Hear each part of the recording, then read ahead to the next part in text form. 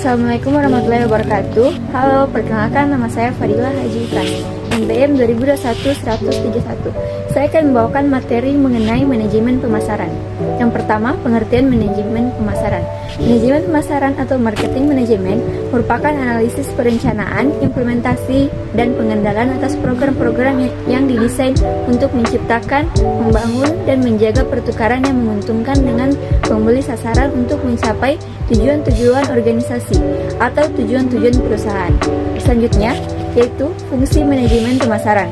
Fungsi manajemen pemasaran diantaranya ada aktivitas menganalisis, yaitu analisis yang dilakukan untuk mengetahui pasar dan lingkungan pemasarannya, sehingga dapat diperoleh seberapa besar peluang untuk merebut pasar dan seberapa besar ancaman yang harus dimiliki. Yang pertama yaitu analisis pasar, lalu segmentasi pasar, menetapkan pasar sasaran, penempatan pasar, perencanaan pemasaran. Selanjutnya yaitu tujuan manajemen pemasaran. Yang pertama yaitu menciptakan demand atau permintaan. Tujuan manajemen pemasaran salah satunya untuk menciptakan permintaan atau demand melalui berbagai cara. Membuat cara yang berhubungan untuk mengetahui selera konsumen dan preferensi konsumen terhadap barang atau jasa yang diproduksi untuk memenuhi kebutuhan konsumen. Selanjutnya, meningkatkan keuntungan.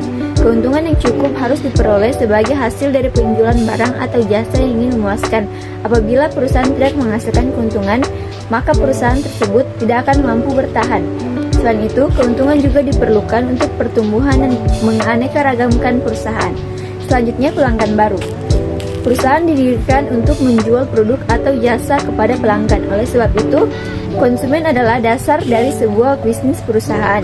Konsumenlah yang memberikan pendapatan kepada perusahaan dan menentukan apa yang akan dijual perusahaan. Selanjutnya, memuaskan pelanggan. Konsumen atau pelanggan yang puas bukan berarti hanya membeli barang atau jasa sesuai dengan kebutuhan konsumen. Mereka juga akan melakukan rekomendasi pada orang-orang terdekat mereka dan bisa membuat barang atau jasa yang dipasarkan semakin dikenal oleh banyak orang. Selanjutnya, mencitrakan produk yang baik di mata publik.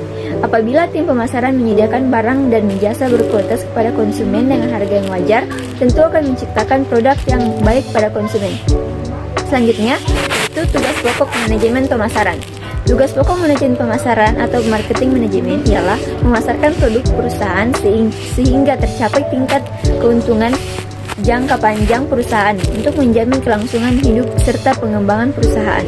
Tugas manajemen pemasaran juga tidak terlepas dari permintaan. Jadi, tugas manajemen pemasaran tidak hanya pada mengusahakan dan mengembangkan permintaan produk perusahaan, tetapi juga mencakup pengaturan jumlah, waktu, dan sifat permintaan sesuai dengan tujuan perusahaan. Selanjutnya yaitu ada 8 sifat permintaan yang menimbulkan tugas pemasaran yang berbeda. 8 permintaan tersebut antara lain, yang pertama yaitu permintaan negatif. Permintaan negatif merupakan keadaan seluruh atau sebagian segmen yang penting dari pasar potensial tidak menginginkan barang atau jasa itu dan pada kenyataannya dapat dibayangkan kemungkinan orang menghindari membayar harganya. Kedua, tidak ada permintaan. Non-demand atau tidak ada permintaan berarti keadaan di mana seluruh atau sebagian segmen penting dari pasar potensial tidak atau kurang berminat terhadap barang atau jasa tertentu. Ketiga, yaitu permintaan tersembunyi. Latent demand berarti di mana banyak orang merasakan sangat membutuhkan barang atau jasa yang sampai saat ini belum dihasilkan. Keempat, yaitu permintaan menurun. Permintaan menurun yaitu keadaan di mana permintaan barang atau jasa tertentu cenderung menurun bila tidak diikuti dengan usaha perbaikan.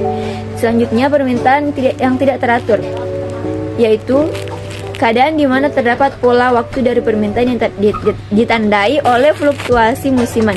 Selanjutnya, permintaan penuh. Permintaan penuh ialah keadaan di mana permintaan penuh adalah keadaan di mana jumlah dan waktu permintaan adalah sesuai dengan jumlah yang direncanakan oleh perusahaan. Selanjutnya, permintaan yang berlebihan. Permintaan berlebihan merupakan keadaan di mana permintaan yang ada untuk barang atau jasa tertentu melebihi tingkat kesediaan perusahaan untuk memenuhinya. Selanjutnya, permintaan tidak sehat. Permintaan tidak sehat merupakan suasana di mana suatu permintaan dirasakan merupakan pelanggaran atau di luar batas perundang-undangan serta tidak dimungkinkan untuk ditawarkan atau mengandung unsur yang kurang dikehendaki. Selanjutnya, konsep manajemen pemasaran yang pertama yaitu konsep produksi. Konsep produksi merupakan konsep bahwa konsumen atau pelanggan akan menyukai produk yang tersedia dan harganya terjangkau, serta manajemen harus berusaha keras untuk memperbaiki produksi dan efisiensi distribusi. Konsep ini merupakan falsafah paling tua yang digunakan dalam penjualan. Lalu, konsep produk. Konsep bahwa konsumen akan menyukai produk bermutu terbaik dan sifat paling inovatif, bahwa perusahaan harus mencurahkan energi untuk terus-menerus melakukan perbaikan produk. Selanjutnya yaitu konsep penjualan. Konsep bahwa konsumen tidak akan membeli produk perusahaan dalam jumlah yang cukup, kecuali perusahaan mengadakan usaha penjualan dan promosi berskala besar. Konsep ini biasanya dilakukan pada barang yang mungkin tidak terpikirkan untuk dibeli oleh konsumen. Terakhir ada konsep pemasaran.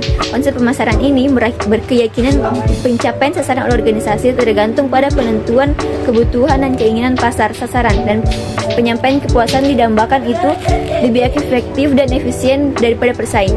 Sekian dari saya, lebih dan kurangnya mohon dimaafkan. Assalamualaikum warahmatullahi wabarakatuh.